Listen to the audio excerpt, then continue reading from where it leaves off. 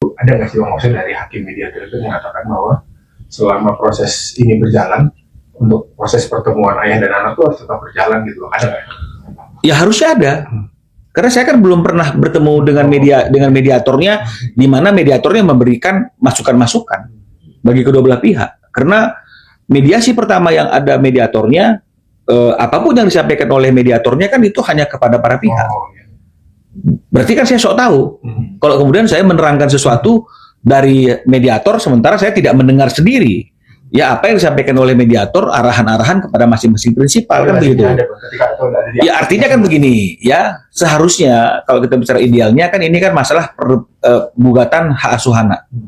Ya materinya satu karena ayah tidak bisa bertemu dengan anaknya. Ya kedua eksploitasi anak kan begitu ya. Kemudian ada beberapa hal lagi dalam materi gugatan itu. Tentu sebagai mediator, ya dia akan menjembatani. Kenapa kok nggak diberikan? Kan begitu. Betul kan? Sementara Anda sudah bikin kesepakatan. Dan kesepakatan itu mengikat bagi para pihak kan. Seyogianya kan seperti itu. Kalau namanya juga ini hak asuh anak. Biarkanlah ada quality time antara anak dengan ayahnya. Kan begitu artinya. Itu sih harusnya ada yang seperti itu. Tapi apakah ada apa tidak ya? Hanya para prinsipal yang tahu. Jadi makanya kalau misalnya kemudian ada rekan kuasa hukum yang dia tahu apa yang dibicarakan oleh mediatornya, sementara dia tidak ada di dalamnya, saya kagum juga gitu loh. Kalau Bang bukan salah aja nggak tahu. Saya aja nggak tahu, karena begini, kalau saya tidak dengar langsung, kan bisa saja klien saya itu, Ruben Onsu itu, menjelaskan sesuatu yang berbeda maksud dari apa yang disampaikan oleh mediator. Betul ya? Ini kan berbahaya, kalau misalnya kemudian prinsipalnya menangkapnya lain dari mediator, disampaikan ke saya menangkapnya lain lagi, kemudian saya publish, ini kan bisa berbahaya. Jadi itulah mungkin maksud daripada mediator itu pada waktu kita dipanggil lagi masuk ke dalam, dia tidak mau sampaikan apa yang menjadi isi ujangannya kepada masing-masing pihak, dia peringatkan kami agar tidak bocor ke publik apa yang menjadi pembicaraan yang terjadi antara dia dengan prinsipal. Ya, meskipun nanti kemungkinan prinsipalnya akan ngomong masing-masing kepada kuasa hukum. Dan kami memegang teguh hal itu sehingga sampai hari ini kami tidak pernah bicara apapun. Kan begitu. Itulah ciri dari warga negara yang baik, yang taat akan aturan. Ya, bukan yang selalu hadir dalam persidangan meskipun kita tahu hari itu nggak akan ada sidang karena rekan kita sudah membuat surat secara formal kepada pengadilan bahwa dia tidak bisa hadir dan menunda sidangnya untuk minggu selanjutnya dan sudah memberi informasi juga kepada kita tentang hal itu, kan begitu ya. Jadi jangan dikira warga negara yang taat hukum itu warga negara yang hadir sidang meskipun sidangnya nggak ada gitu loh misalnya. Perihal besok sidang mungkin dari Abang apa ya, sidang yang disiapkan kan dari pihak sana bilang ada PR itu yang harus dikerjakan, mungkin dari Abang ada strategi sih? Nggak ada strategi apapun karena ini masih mediasi. Mediasi itu kan artinya kan ada seorang mediator yang mencoba menjembatani. Mediator itu kan harus netral. Dia tidak akan melihat apapun dari alasan-alasan dan bukti-bukti yang akan disampaikan oleh masing-masing prinsipal karena tujuannya adalah untuk mendamaikan. Bukan menyatakan siapa yang menang, siapa yang kalah. Kan begitu artinya. Jadi kan nggak ada yang perlu dipersiapkan. Kami hanya ingin menyampaikan hal-hal yang menurut kami itu menjadi alasan kami kenapa kami mengajukan gugatan, yaitu tidak bisa bertemu dengan anak-anak. Bahkan kemarin di hari jadinya sudah nggak bisa bertemu dengan anak-anak. Kan hanya itu aja. Tinggal tergantung dong apa arahan dari mediatornya. Nah kalau mediatornya mengarahkan apapun, kalau misalnya pihak sana nggak mau, dia bersikukuh dengan apa yang menurut dia benar, kan nggak bisa juga dipaksakan oleh mediatornya. Maka ini akan membuat mediasi itu akan menjadi gagal. Karena masing-masing pihak akan bertahan dengan apa yang menjadi keyakinan mereka masing-masing. Kan begitu. Jadi kan nggak ada yang perlu dipersiapkan. Ya kalau memang misalnya dipersiapkan, ya mungkin mediator akan bilang, apa dong usulan dan proposal mediasinya? Tetap saja proposal mediasi itu walaupun disampaikan secara tertulis, nggak akan jauh beda dengan apa yang kami sampaikan dalam bahasa lisan pada waktu sebelum kami diminta keluar, atau seperti apa yang dibaca oleh mediator yang merupakan dalil-dalil gugatan kami, kan begitu. Jadi sebenarnya sih sudah ada gambaran kan bagi mediator itu. Kalau audit gimana Bang? Ada update terbaru dari perihal audit ini Bang? Ada sih update terbaru, tapi kan kami nggak mau sampaikan. Di Ya, kami sudah ada hal-hal yang kami ambil, langkah-langkah yang memang akan menjurus kepada audit itu, ya. Langkah-langkah real secara hukum, ya, bukan kami curhatnya di publik, ya, tapi artinya wajar kami minta pertanggungjawaban dan kemudian kami akan menjadikan itu menjadi satu bentuk formulasi hukum formal yang mungkin itu akan menjadi sesuatu yang menjadi satu hal yang menjadi item dalam persoalan yang ada saat ini. Jadi bukan hanya sekedar omong-omong, ya.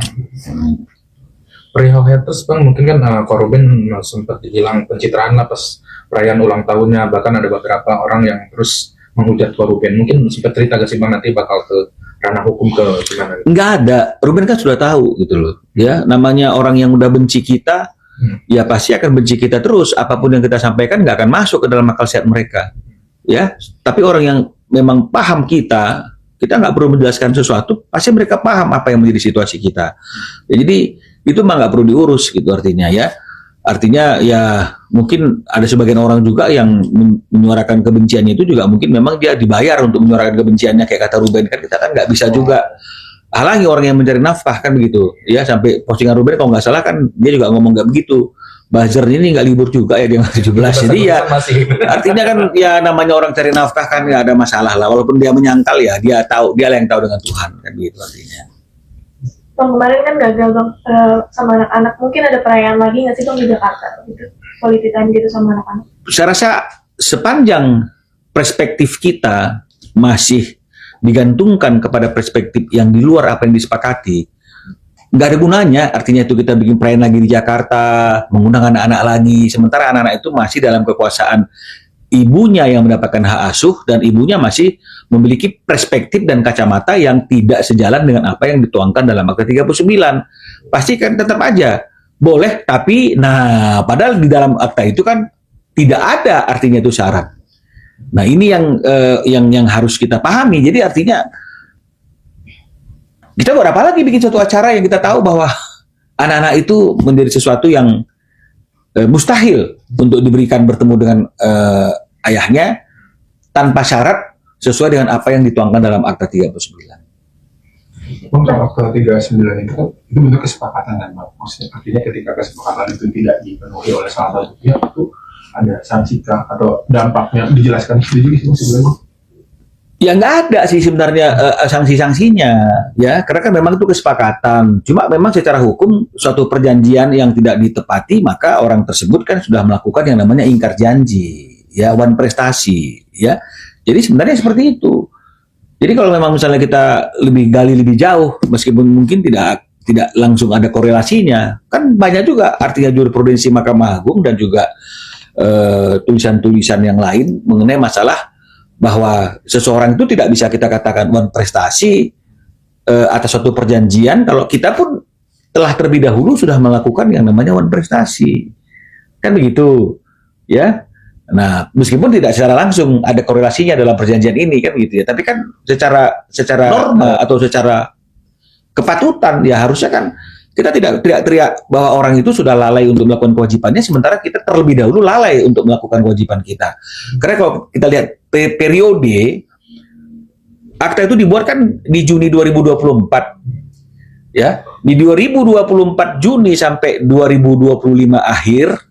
Ini kan Ruben masih menjalankan semua kewajibannya seperti apa yang tertuang dalam akta tersebut, ya.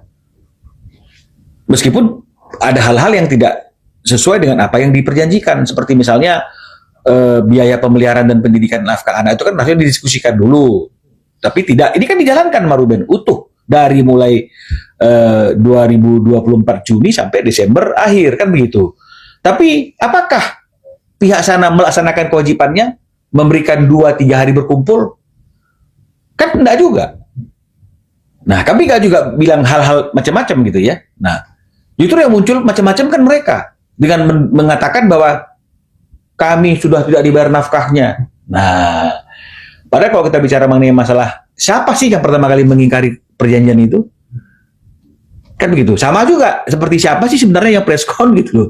Tapi kan tetap aja gitu di mata sebagian orang ya, oh pokoknya yang salah RO.